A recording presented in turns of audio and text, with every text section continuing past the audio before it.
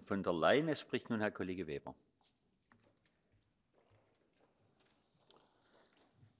Herr Präsident, sehr geehrte Frau Kommissionspräsidentin, hoher Beauftragter, Frau Ministerin! Der Umgang mit China ist die zentrale geopolitische Frage unseres Jahrzehnts, unseres Jahrhunderts. Und bei der Vorbereitung bin ich über ein Zitat von Napoleon gestolpert, der sagte: Lasst China schlafen, denn wenn es erwacht, wird es die Welt erschüttern. Klar ist, China schläft nicht mehr, China erwacht. In den vergangenen Jahrzehnten hat China versucht, wirtschaftlich aufzuwachsen. Jetzt reicht China Wirtschaftswachstum nicht mehr. Es geht um politischen Einfluss. China vermittelt einen massiven Machtanspruch. Die Welt soll chinesischer werden. Es ist gut deshalb, dass wir heute dieses Thema so prominent diskutieren. Und ich möchte vor allem unserer Kommissionspräsidentin danken. Ursula von der Leyen hat ihre Kernbotschaften klar und eindeutig formuliert. Erstens Respekt gegenüber China als wichtigem Land der Welt. Zweitens Partnerschaft dort, wo es im beiderseitigen Interesse ist.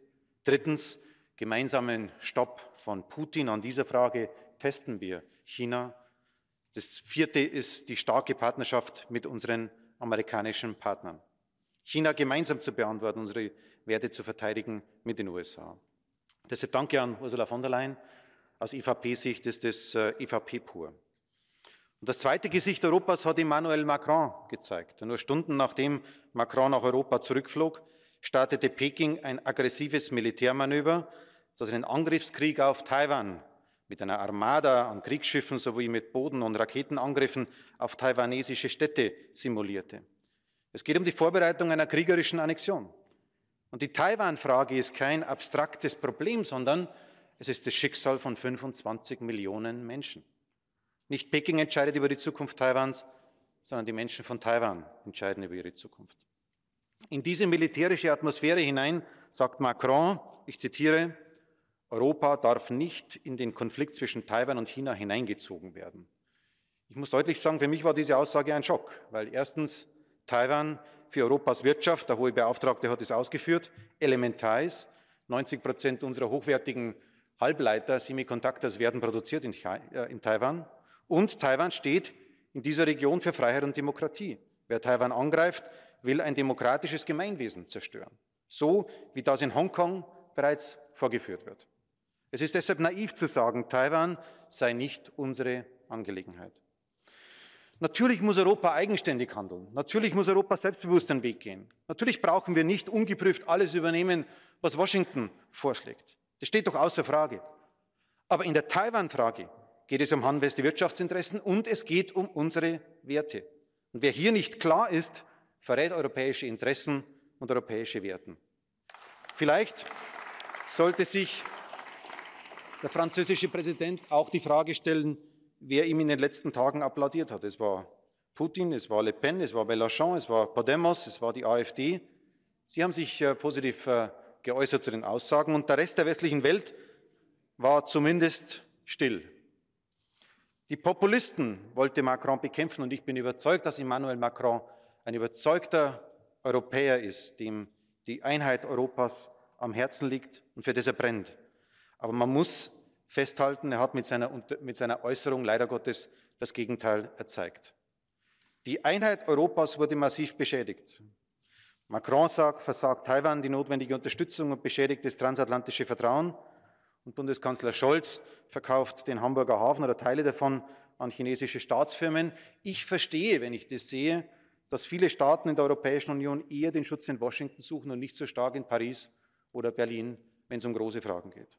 Die Einheit Europas wurde damit kein Vorschub geleistet. Und man sollte nicht überrascht sein, wenn jetzt Washingtoner Politiker die Frage stellen, ob nicht auch die Ukraine eigentlich ein europäisches Problem sei. Warum amerikanische Steuerzahler so viel tun, um die Ukraine und die Demokratie und die Freiheit zu verteidigen. Wir als EVP sind der Meinung, es ist unsere transatlantische Aufgabe, für Freiheit und Demokratie einzutreten. Eine enge Entbindung mit Washington ist notwendig. Die gemeinsame Reise letzte Woche hat leider Gottes der Welt die Zerstrittenheit Europas vorgeführt. Ursula von der Leyen für europäische Werte und transatlantische Kooperation, Macron vor dem Hintergrund des russischen Säbelrasselns zerstört europäische Einheit und beschädigt die transatlantische Kooperation. Und deshalb ist meine Bitte, beim nächsten EU-Gipfel brauchen wir Klarheit. der Staats- und Regierungschefs. Endlich einen kohärenten Plan aller Staaten der Europäischen Union. Erstens einen transatlantischen Schulterschluss. Zweitens eine Handelsunion der Demokratien. Mercosur muss jetzt endlich abgeschlossen werden, um die Partnerschaft mit Südamerika verbindlich zu gestalten. Drittens europäische Technologieführerschaft und Innovationssouveränität, vor allem bei der kritischen Infrastruktur. Viertens einen europäischen Verteidigungspfeiler, der die NATO ergänzt.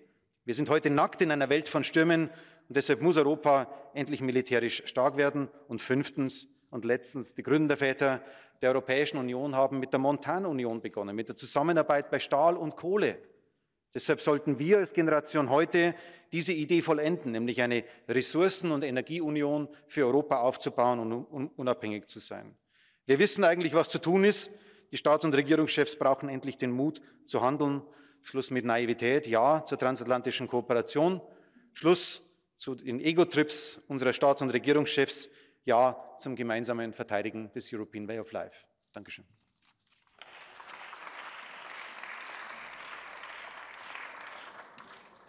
Vielen Dank, Herr Kollege Weber. Es spricht nun Frau Kollegin García Pérez. Gracias, presidente. La humanidad se enfrenta a retos globales de una magnitud sin precedentes, con la energía climática, con la pandemia, la guerra en Europa. Y en este contexto, la ofensiva diplomática de varios líderes europeos en Pekín resulta indispensable para evitar una mayor escalada en la polarización y la tensión que afecta al mundo. En el debate de nuestras relaciones con China no nos conviene entrar en una lógica de bloques. Necesitamos definir una posición hacia China basada en una autonomía estratégica abierta que garantice intercambios comerciales y tecnológicos seguros y una firme defensa en cooperación internacional y multilateralismo. Y para ello necesitamos una estrategia hacia China coherente, efectiva, global y con más unidad que nunca. Entre China y la Unión Europea solo podremos tender puentes y reforzar la confianza mutua si China se comporta con responsabilidad que le corresponde como miembro del Consejo de Seguridad de Naciones Unidas. Nuestra relación con China no aspira a ser de confrontación. Queremos una cooperación basada en la reciprocidad, en la transparencia y el respeto al derecho internacional. En el plano económico significa equilibrar el terreno de juego y garantizar la plena reciprocidad entre los socios. Significa abrir Oriente para no cerrar Occidente. En el frente de Ucrania, China y la Unión Europea están obligadas a buscar salidas que pongan fin a una guerra que no solo está causando una incalculable tragedia humana, sino que también constituye una amenaza directa a nuestros intereses y a los principios de la Carta de Naciones Unidas. El presidente Xi, tradicional defensor de la soberanía y la integridad territorial de los Estados y contrario a recurrir a un ataque nuclear, debe actuar en coherencia con sus palabras y presionar a quien viola esos principios y amenaza con esas armas, la Rusia de Putin. Como miembro permanente del Consejo de Seguridad, el presidente Xi debe reunirse con Zelensky para contribuir a una paz basada en la retirada de las tropas rusas del territorio ucraniano. No hay que olvidar que China considera a Putin como un socio imprescindible en la búsqueda de un nuevo orden internacional, premisa que debe obligarnos a reforzar el diálogo para reducir los riesgos y cooperar hasta donde sea posible, teniendo claras las líneas rojas de Europa que marcan nuestros principios. La entrega de armas a Rusia y un cambio de status quo por la fuerza en Taiwán resultarían inaceptables para nosotros. La ausencia de resultados inmediatos tras las visitas de varios líderes europeos no debe interrumpir la acción del señor Borrell en China. Nuestras posibilidades de cooperación son inmensas. Reforzar el multilateralismo, acelerar la lucha contra el cambio climático, alcanzar los objetivos de desarrollo del milenio. También debemos hablar con franqueza. China y la Unión Europea deben consolidar el diálogo sobre derechos humanos, porque los derechos humanos son universales y deben ser respetados en cualquier parte, también en Xinjiang o Hong Kong. Nuestro mensaje a China debe de ser rotundo. El mantenimiento de las sanciones contra miembros de esta Cámara hará imposible una relación de confianza. Ha llegado la hora de que China levante las sanciones contra miembros del Parlamento Europeo. Señorías, nuestra estrategia hacia China necesita determinación, realismo y más Unión Europea que nunca. Me van a permitir terminar esta intervención con un consejo al señor Weber. En este nuevo rol que ha asumido usted de líder de la oposición, ¿le da igual criticar a todos los líderes europeos que haga falta? Un día es Macron, otro día es Scholz. Con quien no tiene ningún reparo y no critica nunca es a los líderes de la extrema derecha. Tenga cuidado, a ver si se va a despistar y un día de estos va a terminar criticando a la señora von der Leyen.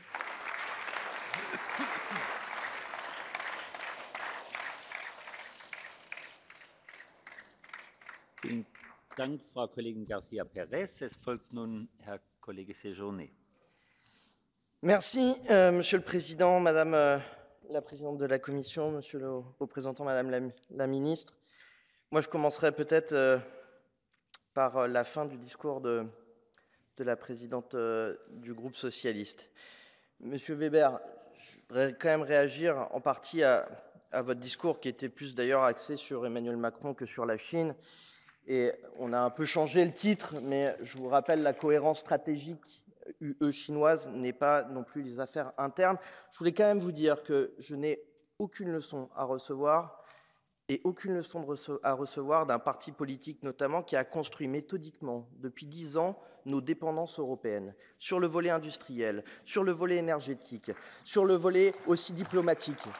Vous avez systématiquement, y compris avec les membres de vos gouvernements respectifs, le schéma d'ailleurs 1+16, Monsieur le représentant, était un schéma quand même un peu particulier, où on organisait méthodiquement la vente de nos infrastructures portuaires, aéroportuaires aux Chinois, et c'est notamment les gouvernements du PPE qui étaient en pleine responsabilité là-dessus. Alors c'est quoi le problème, Monsieur Weber? C'est que le président de la République française dise qu'il faut une puissance européenne, ou c'est qu'on organise méthodiquement nos dépendances chinoises? Quel est le problème? Où se situe le problème? Bon, à partir de ce moment-là, je voulais juste entrer, je pense que le discours du haut représentant et de la présidente de la Commission sont là aussi pour nous montrer qu'il y a aussi un consensus pour voir la Chine comme un partenaire, comme un concurrent et comme un rival systémique. Et ce sont les trois. Et ce sont notre vision européenne des trois. Et il faut le prendre comme ça, avec nos intérêts. Et en cela, je voudrais d'abord remercier le travail de la présidente de la Commission, du haut représentant, du président aussi du Conseil, car je pense qu'il y a une ligne qui doit dicter nos intérêts économiques, mais aussi nos valeurs dans notre relation avec la Chine. Notre premier intérêt, c'est l'ordre mondial qui doit être basé sur le droit international, les valeurs démocratiques et les droits de l'homme. En cela, je suis entièrement d'accord avec mes collègues. Les États-Unis sont un allié précieux dans la stabilité de l'Indo-Pacifique, dont d'ailleurs dépend la sécurité de Taïwan, et aussi les affaires européennes. C'est à ce titre que nous développons notre coopération d'ailleurs avec Taipei, mais c'est aussi à ce titre de nos valeurs que cette institution, le Parlement européen, ne peut considérer aucun nouvel accord avec la Chine tant que nos collègues eurodéputés seront sanctionnés et tant que les Ouïghours seront persécutés. Ce sont les deux en même temps. Les deux. Notre deuxième intérêt, le commerce régulé, équitable et réciproque. Le commerce international doit rester effectivement le pilier de notre prospérité, mais il crée à l'évidence des dépendances contraires à notre ordre souveraineté. Sur le sujet, ne remplaçons pas un dogme par un autre, ne passons pas sans aucun réflexe et aucune réflexion dans le tout commerce illimité à une absence absolue de commerce comme la stratégie un peu des États-Unis aujourd'hui, qui est aussi préoccupante. Alors, l'arsenal proposé par la Commission dans cette matière est, je pense, une bonne étape sur les matières premières, sur le développement de nos industries vertes notamment. Il viendra compléter de nouveaux mécanismes, notamment contre la lutte contre la concurrence déloyale chinoise. Bref, j'en conclus là, Monsieur le Président. Quels sont alors les obstacles à la poursuite de cette voie européenne vers un consensus sur la stratégie commune et cohérente de nos relations? Moi, j'écoute les chefs d'État et de gouvernement, j'écoute nos représentants institutionnels. Je vois ni une naïveté d'il y a 10-15 ans, et je ne vois pas non plus de politique anti-chinoise. Mais je tombe cependant des nues quand j'entends ici, dans cette maison, des responsables politiques qui pensent que la méfiance doit venir du principe d'autonomie stratégique, du principe de puissance européenne. Je ne sais pas de ce qu'on a peur nous-mêmes, mais je pense que si nous souhaitons que les Chinois nous considèrent comme une telle puissance, nous devons nous organiser comme une telle puissance dans l'intérêt des Européens et seulement dans l'intérêt des Européens. Merci. Vielen Dank, Herr Kollege Séjourné. Es folgt nun Herr Kollege Lambert. Danke, Herr Präsident. Naïveté. Voilà, chers collègues, le mot qui caractérise le mieux l'attitude, je n'oserais pas parler de stratégie, de l'Union européenne à l'égard de la Chine depuis 40 ans. Naïveté mercantiliste qui a voulu croire que l'ouverture à tout vent de notre marché nous donnerait un accès illimité au gigantesque marché chinois. Naïveté démocratique qui a voulu croire que ce doux commerce amènerait pas à pas le régime de Pékin à la démocratie libérale. Naïveté narcissique, enfin, qui a voulu croire que le charme déployé par tel ou tel chef d'État ou de gouvernement pourrait influencer les calculs stratégiques des dirigeants chinois. De cette naïveté européenne, nombre d'industriels ont fait des frais. C'est le cas, par exemple, du secteur du photovoltaïque européen, qui a été quasi anéanti par la concurrence déloyale chinoise. À l'inverse, nos entreprises se voient de plus en plus barrer l'accès au marché chinois, à moins d'accepter d'ultra coûteux transferts de technologie. Quant au bilan politique, il n'est pas plus glorieux. Malgré le commerce et les offensives de charme de nos dirigeants, le régime de Pékin s'enfonce toujours plus dans l'autoritarisme à l'intérieur et à l'extérieur, dans une offensive en règle pour fédérer sous son égide les ennemis de l'Occident. Il est plus que temps pour l'Union européenne de tirer les leçons de cette triple naïveté et de voir le régime chinois pour ce qu'il est et pas pour ce que nous voudrions qu'il devienne. Bref, de faire entrer nos relations avec la Chine au stade adulte de la réelle politique. Tout d'abord, l'Europe doit réduire son hyperdépendance à l'Empire du Milieu afin d'acquérir une plus grande autonomie économique et stratégique à son égard. Il ne s'agit bien sûr pas de rompre les liens avec la Chine. Elle restera un partenaire commercial et un acteur de première importance pour relever les défis du XXIe siècle, à commencer par la lutte contre le dérèglement climatique. Pour autant, l'Union européenne doit renforcer ses propres capacités et diversifier ses partenariats. Deuxièmement, nous ne pouvons plus fermer les yeux sur les ambitions géopolitiques de Pékin, qui, sous couvert d'un monde multipolaire, veut en réalité établir solidement l'hégémonie chinoise sur le monde du XXIe siècle. En ce domaine, nous ne serons respectés qu'à deux conditions. D'une part, si nous résistons unanimement et sans ambiguïté aux attaques portées par la Chine aux droits humains et aux valeurs démocratiques, que ce soit à l'intérieur de ses frontières comme au Xinjiang ou à Hong Kong, ou dans le reste du monde, et qu'il soit clair qu'à nos yeux, seul un processus négocié pourra résoudre la question de Taïwan.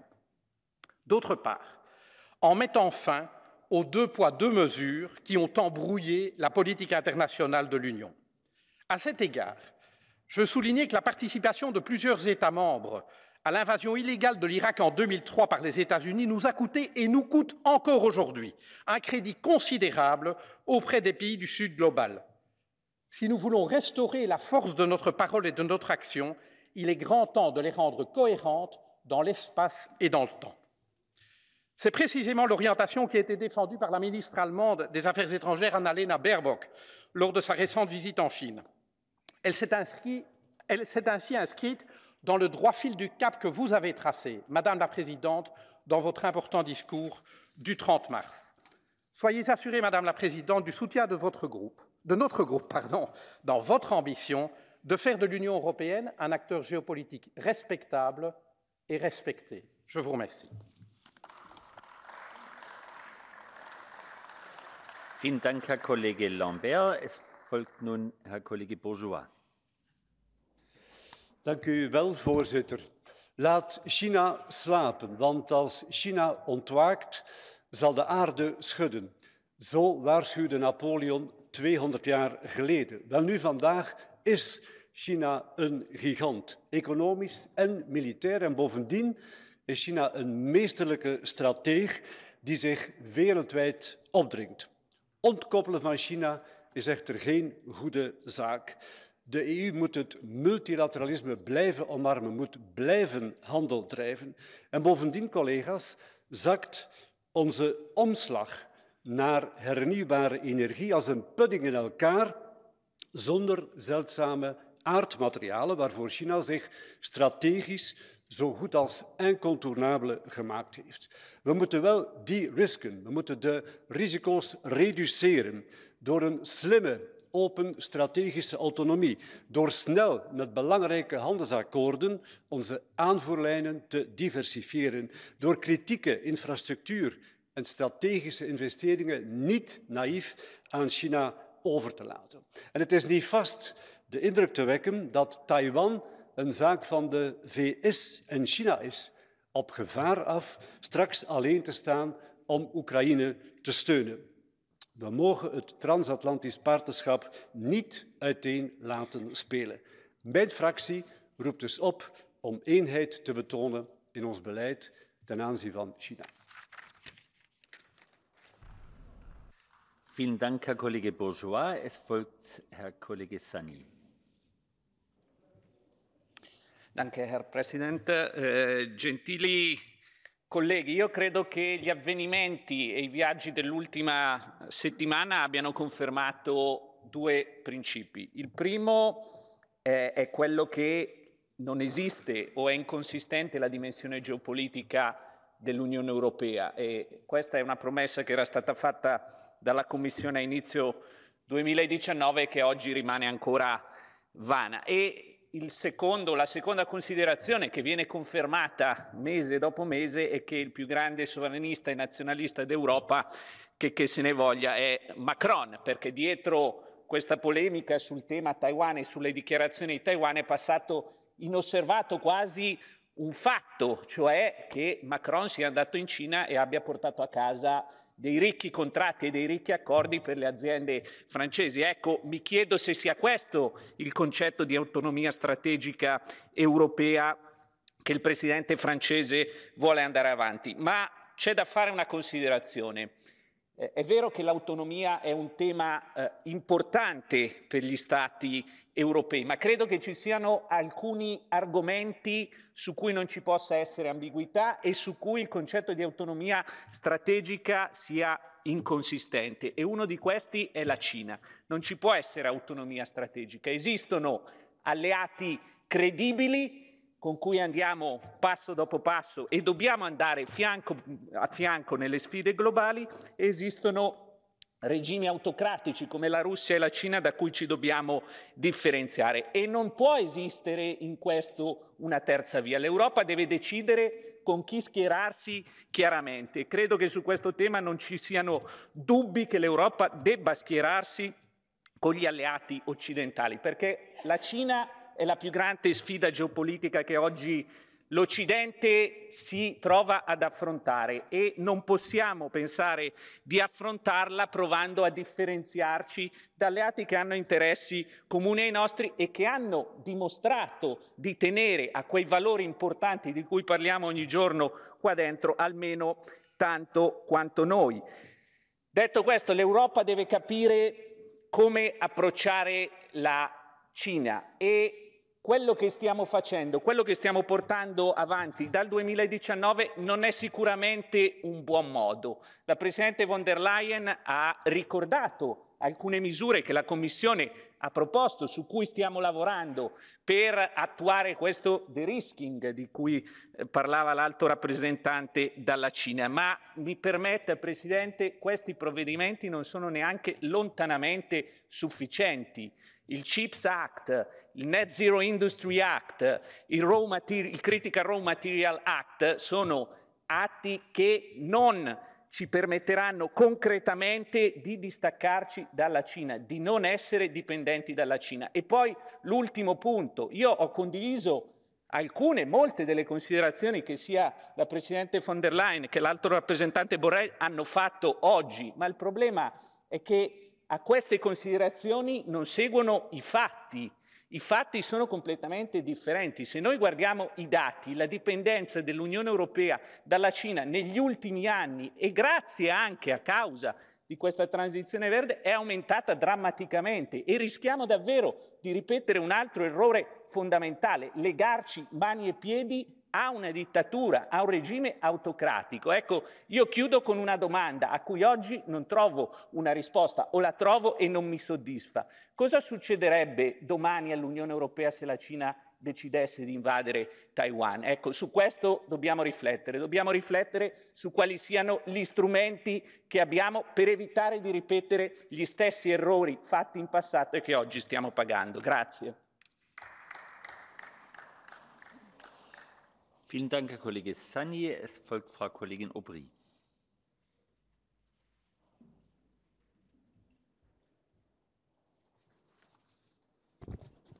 Merci, Monsieur le Président. Madame la Présidente, chers collègues du Conseil, la polémique suivant le déplacement d'Emmanuel Macron et Ursula von der Leyen en Chine pose une question fondamentale ici à notre hémicycle.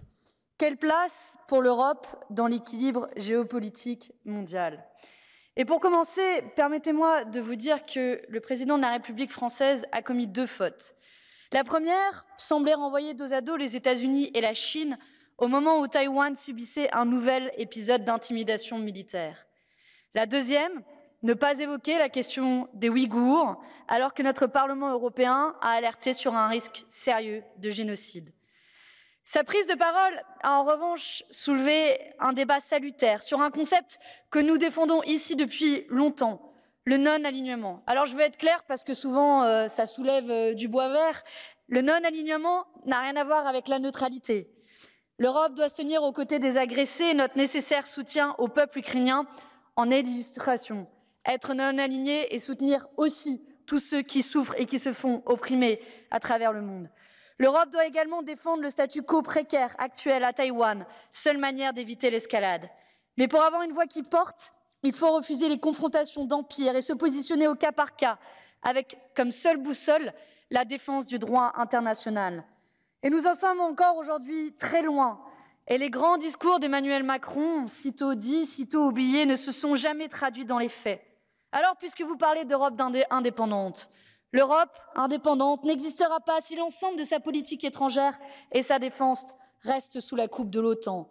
L'Europe indépendante n'existera pas si nous nous effaçons derrière les États-Unis au lieu d'être l'interlocuteur privilégié des pays du Sud. L'Europe indépendante n'existera pas si les indignations de façade sur les droits humains s'effacent derrière les profits de nos multinationales. L'Europe indépendante n'existera pas si nous persistons à signer des accords de libre-échange qui accentuent encore nos dépendances. Et j'ai un point d'accord avec un de mes collègues précédents. Oui, Monsieur Weber, c'est vous qui avez systématiquement organisé notre dépendance à l'échelon international. Et Monsieur Séjourné, votre plaidoyer pour une autonomie stratégique serait presque touchante et convaincante si votre groupe n'avait pas systématiquement soutenu des accords de libre-échange qui nous affaiblissent sur le plan industriel, qui fait que nous sommes incapables aujourd'hui ne serait-ce que de produire les médicaments dont nous avons besoin sur le sol européen, à commencer par le paracétamol. Bref, vous l'avez compris, ce que révèle l'épisode de la semaine dernière, c'est que le « en même temps » en la matière n'a qu'un seul impact, nous décrédibiliser durablement sur la scène internationale. Alors si elle veut enfin peser, l'Europe doit être véritablement non alignée. Je vous remercie. Vielen Dank, Frau Kollegin Aubry. Es folgt Herr Kollege Castaldo. Thank you, Chair. Madam President, High Representative, dear colleagues. It is certainly true that we are obligated to pursue selective engagement with Beijing on those dossiers that are multilateral by nature, most notably the fight against climate change. But we cannot overlook those unacceptable behaviors that the Chinese government refuses to leave apart. Several colleagues in this room are still under sanctions. And last Friday, we have seen the unbelievable arrest of human rights activists that were going to a meeting with our delegation in Beijing. Furthermore, the so-called military exercises near Taiwan are dangerously similar to a full-fledged invasion, and China's neutrality regarding the Russian invasion of Ukraine is, quoting our High Representative, simply just not credible. In diplomacy and in geopolitics, it takes two to tango. Nothing more than a mere selective engagement on certain issues can be accepted before we will see a real and effective actions from our Chinese counterparts in those fields that are not only essential to us, but universal by definition, such as human rights. Let's keep the channel for dialogue open, but without being naive, therefore protecting our strategic infrastructure and our European technological serenity. And, upon all, let's always speak with one single voice to defend our red lines for real. Thank you. Vielen Dank, Herr Kollege Castaldo. Er spricht